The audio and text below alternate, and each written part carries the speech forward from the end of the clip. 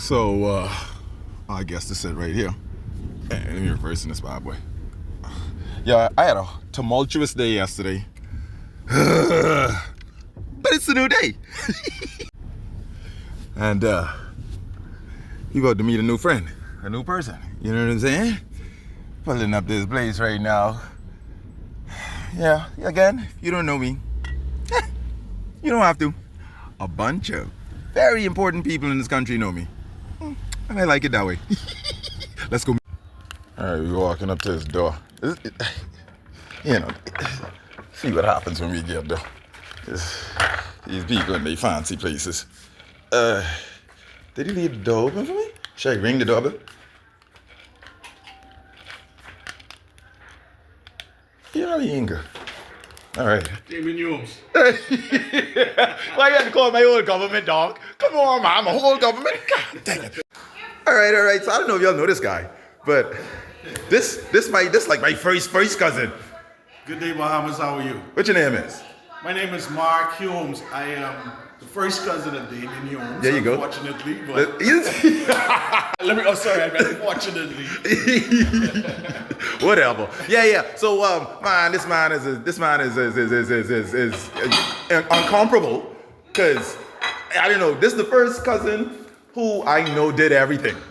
Yes, I may be one of them who did everything also, but he definitely sparked the interest sometimes, and definitely showed the light for certain ways. Cause this man was a musician.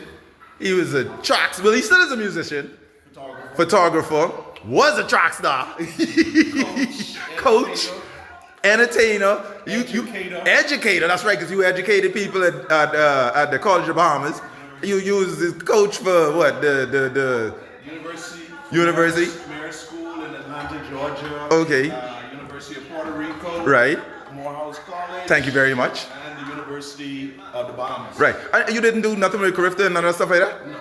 Only in your young age, eh? I coached a couple Olympians. Right, that's what I mean. Yeah, world champions. Okay, there you go. And an NFL star. Right. Yeah. Okay, you know what I'm saying? And then you came home and became an MP? No. No, what you did? You did something before that? I actually came home. And I became a reporter. That's right.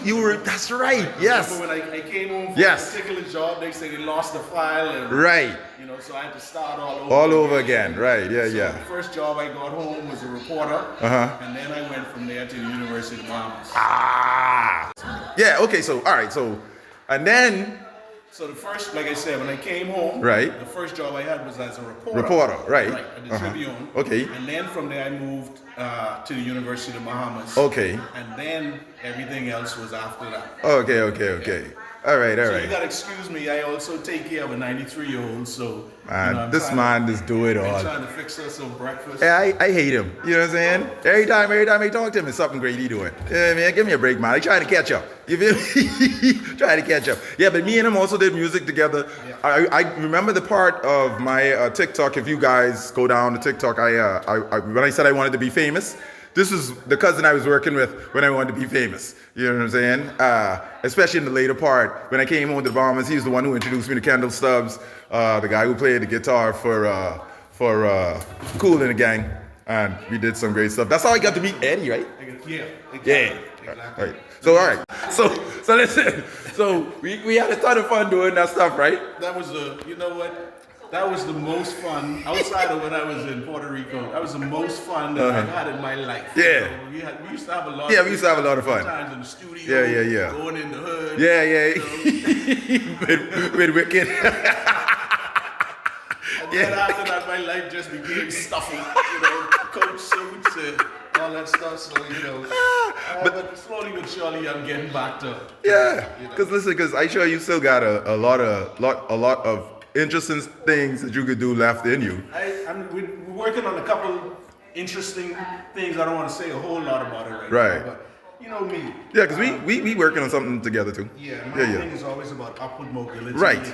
Not letting the last thing you do be the springboard to the next thing you do. Right. So, like I said, man, I'm working on a couple projects which have been very, very industrious individuals right now. Yeah. Listen, human people, I think we do what we want, because you definitely one of them.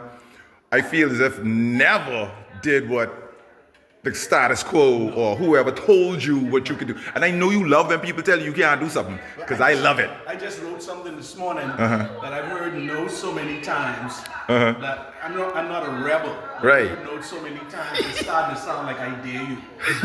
Yes.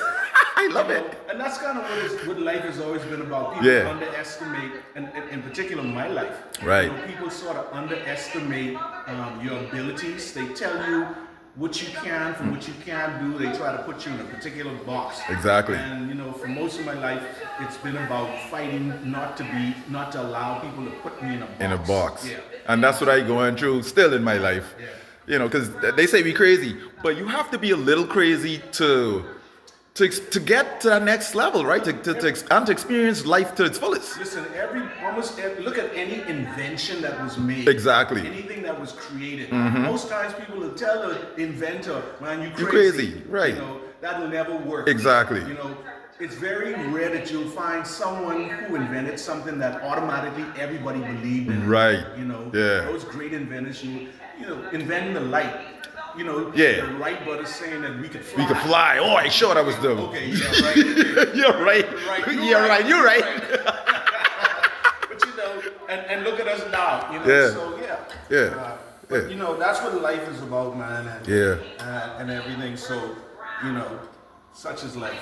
Yeah, man. Well, yeah. Anyway, so my thing. Yeah, I know you're gonna go, but my thing is, I just trying to give some flowers to great people in this country. Thank you very much. No problem, man. And this one easy because, we family. Surprise, man. It's so good to see you. Don't come up on me like you see what I look like. You know, people expect me to Listen, look here, I tell everybody, I know these people. I ain't trying to, tell you ahead of time. And I rolling up on you. You know what I mean? I got a 93-year-old. Yeah, go handle what you gotta handle. And thanks a lot, man. All right. No problem. Yeah. So I see him for a little while, so I can hang out and talk with him. And like I said, we be doing some stuff together. Obviously we've done stuff together already, so you know what I mean, with the music or whatever. So yeah, we kind of sort of lost track with each other for a little bit.